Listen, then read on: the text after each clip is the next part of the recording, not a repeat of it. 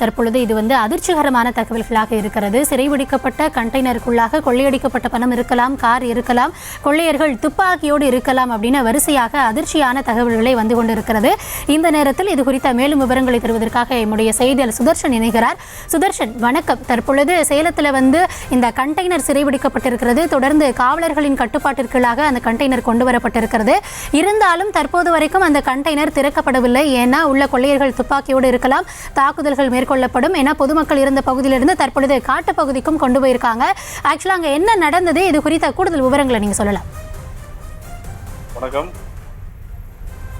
கேரளா மாநிலத்துல இன்று காலை கேரளா மாநிலம் திருச்சூர் பகுதியில கிட்டத்தட்ட ஒரு 3 இடத்துல ஏடிஎம் ஆனது கொள்ளையடிக்கப்பட்டிருக்கிறால் இந்த ஏடிஎம்ல கிட்டத்தட்ட ஒரு 65 லட்சம் ரூபாய் 3 ஏடிஎம்ல இருந்து கொள்ளையடிக்கப்பட்டது போலீஸுக்கு தகவல் கொடுத்ததை அடுத்து போலீசார் எந்த வாகனத்துல கொள்ளையர்கள் வந்தாங்க, முக்கியமானது வாகனத்துல வந்ததை விட எத்தனை கொள்ளையர்கள் வந்தாங்க அப்படின்னு சொல்லிட்டு போலீசார் தொடர்ந்து ஆராய்ந்து வந்தனர். அவர்கள் அந்த ஆராய்ந்து வந்த நிலையில தான், அதாவது கொள்ளையர்கள் யாருமே இருசக்கர வாகனமோ கார்லயோ வந்த மாதிரி தெரியல. அவர்கள் ஒரு பெரிய வாகனத்துல வந்ததாகவும் சொன்னாங்க. அதுக்கப்புறமா தான் போலீசார் தொடர்ந்து அவர்கள் எந்த வழியாக வந்தாங்கன்னு சொல்லிட்டு சிசிடிவி ஆய்வு செய்த போது சிசிடிவில ஒரு பெரிய கண்டெய்னர்ல கொள்ளையர்கள் இறங்கி மாஸ்க் அணிந்து அவர்கள் இறங்கி கொள்ளையடித்து அதன் பிறகு அந்த பணம் மற்றும் அந்த ஏடிஎம் மிஷினுடைய அந்த கொள்ளையர்கள் கண்டெய்னர்ல எடுத்து சென்றதாக போலீஸுக்கு தகவல் கிடைத்தது. அந்த கண்டெய்னரை தொடர்ந்து எந்த வழியாக போகுது அப்படின்னு சொல்லிட்டு வாட்ச் பண்ணி அந்தந்த லிமிட்ல இருக்கக்கூடிய போலீசாருக்கு தகவல் கொடுத்து வந்திருக்கிறார்கள்.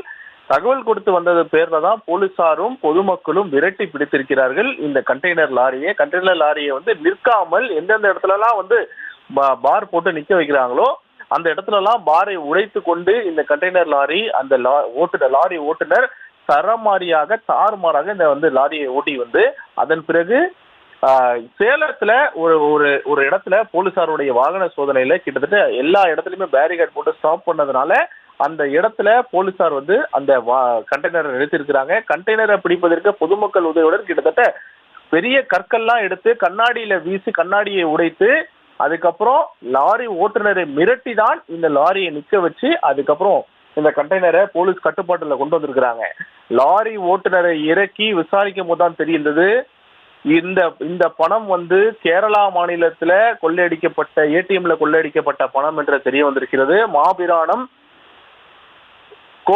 கோலவழி, அது மட்டும் இல்லாம சொர்ணூர் பகுதிகள் ஏடிஎம்ல கொள்ளையடிக்கப்பட்ட பணம் என்று தெரிய வந்திருக்கிறது. முக்கியமானது இந்த பணம் இந்த பணத்துக்குள்ள கொள்ளையர்கள் துப்பாக்கியை வைத்துக் கொண்டு துப்பாக்கி முனையில யாராவது வந்தார்களா அவர்களை சுடுறதுக்குமே தயாராக இருப்பதாக தகவல்கள் சொல்லப்படுகிறது. முக்கியமானது அது மட்டும்